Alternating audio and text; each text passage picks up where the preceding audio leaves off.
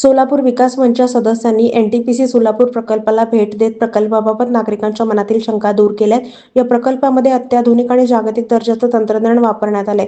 त्यामुळे प्रकल्पाच्या चिमणीमधून प्राणघातक रसायन हवेत सोडले जात नाहीत. फक्त पाण्याची वाफ बाहेर पडते. यामुळे सोलापूरच्या पर्यावरणीय तापमानावर कोणताही विपरीत परिणाम होत नाही.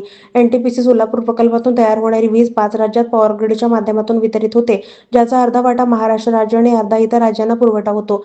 एनटीपीसी सोलापूर प्रकल्प राष्ट्रीय धरोहर असून महत्त्वाचा वीज निर्मिती प्रकल्प आहे, जो स्थानिक समुदायांना ऊर्जा पुरवतो. या प्रकल्पानं पर्यावरण संवर्धनाच्या वचनबद्धतेतून दरवर्षी 50,000 झाडे लावण्याचा संकल्प झालाय. 80% झाडं जगली आहेत. हा यापैकी उल्लेखनीय यशाचा दाखला आहे.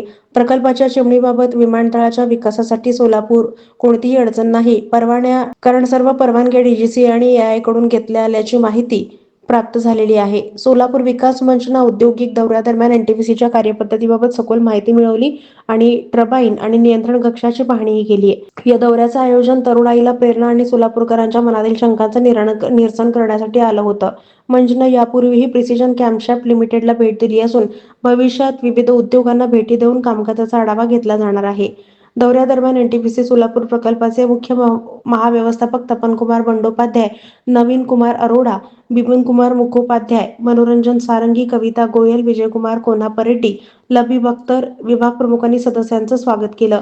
सोलापूर विकास मंचच्या केतन शहा, कुंदन जाधव, मनोज क्षीरसागर, अमृता अकलूजकर, महेश हणमे, प्रशांत भोसले, अक्षय फडके, मिलिंद भोसले, प्रसन्न नजारे, राहुल होनकळज, ॲडव्होकेट दत्तात्रय अंभुरे आदी सदस्यांची उपस्थिती होती. सोलापूर विकास मंचच्या या दौऱ्यामुळे औद्योगिक क्षेत्रात सोलापूरच्या तरुणांना नवीन प्रेरणा मिळण्यास मदत होईल, अशी आशा आहे.